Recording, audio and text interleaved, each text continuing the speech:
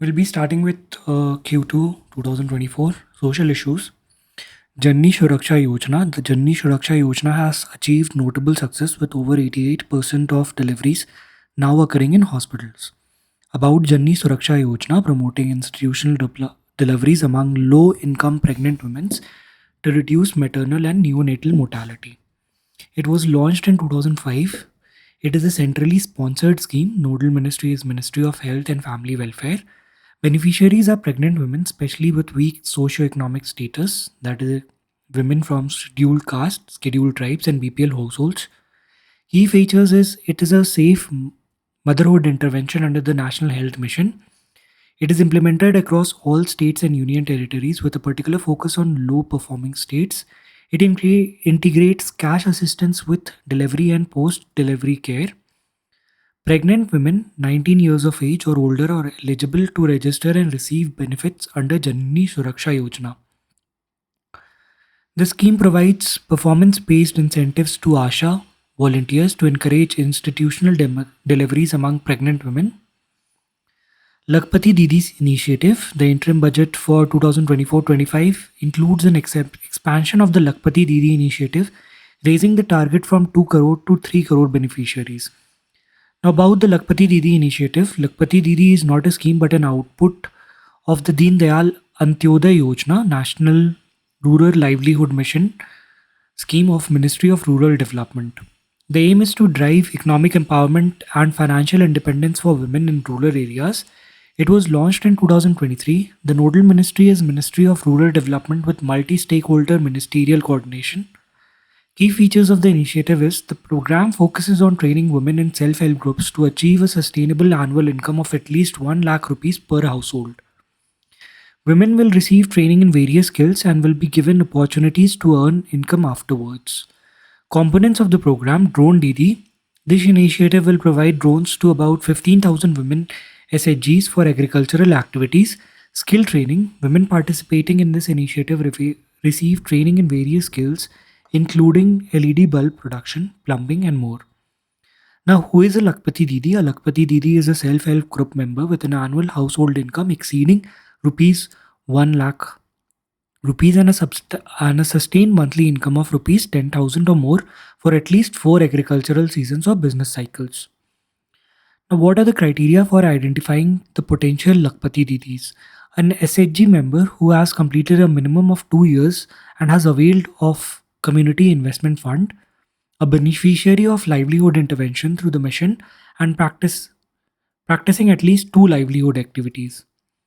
Now, FSSAI, that is Food Safety and Standards Authority of India, the Union Consumer Affairs Ministry has directed FSSAI to investigate allegations against major fast-moving consumer goods companies. About FSSAI, it is an autonomous statutory body established under the Food Safety and Standards Act of 2006. The Food Safety and Standards Act of 2006 replaced the Prevention of Food Adulteration Act of 1954. Ministry of Health, Family Welfare, Government of India is the administrative ministry of FSSAI. The headquarters is in Delhi. The main role of the authority is to regulate and monitor the manufacturing, processing, distribution, sale, and import of food while ensuring safe and wholesome food to the consumers. It establishes food standards and guidelines and provides licensing, registration, and accreditation for food business operators. Ayushman Bharat Health Accounts. Ayushman Bharat Health Accounts ABHA has become a key initiative aimed at improving healthcare access and data management in India. It is a unique 14-digit number used to link all health records of a person. The aim is to establish a digital health ecosystem and promote the digitization of healthcare. Any individual can enroll in Ayushman Bharat Digital Mission to generate a health ID or ABHA free of cost. The features include electronic health records. ABHA integrates electronic health records for efficient storage and retrieval of patient information, aiding in medical history maintenance and streamlining healthcare delivery. Now, portability. The accounts are portable across healthcare providers under the Ayushman Bharat scheme, enabling beneficiaries to access services seamlessly regardless of location. Transparency and accountability. By encouraging digital transactions and maintaining electronic records, ABHA improves transparency and accountability in the healthcare system. Uttar Proof Transformative Industrialization Scheme, that is Unnati. The Ministry of Commerce and Industry, Department for Promotion of Industry and Internal Trade, proposed Uttar Purva Transformative Industrialization Scheme 2024 Unnati. Now, about Unnati scheme, the aim is developing industries and generating employment in the northeast region to foster productive economic activities in manufacturing and services. It was launched in 2024. The duration is till 2034, that is 10 years from the date of notification, along with 8 years for committed liabilities. Now, it is a central sector scheme. The corpus is 10,037 crore. Implementing agency is Department for Promotion of Industry and Internal Trade. The feature is commencement of production or operation. All eligible industrial units to commence their production or operation within 4 years from the grant of registration. Districts are categorized into two zones: Zone A, which is industrially advanced districts, and Zone B, which is industrially backward districts. Earmarking of funds: 60% of the outlay of Part A has been earmarked to 8 northeastern states and 40% on first in, first out basis. All new industry units and expanding units would be eligible for respective incentives. Now, to the point, reports and details. Global Food Policy Report of 2024. It is released by International Food Policy Research Institute.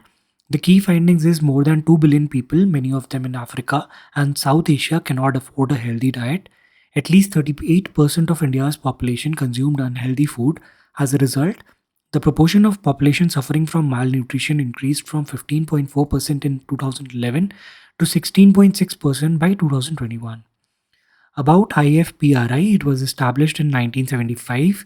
It is a research center of the Consultative Group on International Agricultural Research, the world's largest agricultural innovation network. Now, Global Gender Gap Report of 2024, it is released by World Economic Forum. It is an annual index measuring gender equality across four key dimensions: economic participation and opportunity, educational employment, health and survival, and political empowerment. Key findings of the report are: top countries are Iceland, followed by Finland, Norway, New Zealand, and Sweden in the top 5 rankings. India's position fell from 127th in 2023 to 129th in 2024 among 146 countries. The global gender gap score in 2024 for all 146 countries is 68.5%. At the current pace, it will take another 134 years to achieve full gender parity. The largest gender gap are in political empowerment 77.5% and economic participation 39.5%. Child Nutrition Report 2024, it is published by UNICEF. The report highlights severe child food poverty, which refers to children's lack of access to a nutritious and varied diet during the first 5 years of life. Now, child food poverty is measured using UNICEF and WHO Dietary Diversity Score. To meet the minimum dietary diversity for healthy growth and development, children need to consume food from at least 5 out of the 8 defined food groups. If children are fed 0 to 2 food groups per day, they live in the severe child food poverty. 3 to 4 food groups per day, they are living in moderate child food poverty. 5 or more food groups per day, they are not living in child food poverty. Now, the groups are breast milk, grain roots, tuber and plantains, pulses, nuts and seeds, dairy products, fish foods, which is meat, poultry, and fish, eggs, vitamin A rich fruits and vegetables, other fruits and vegetables.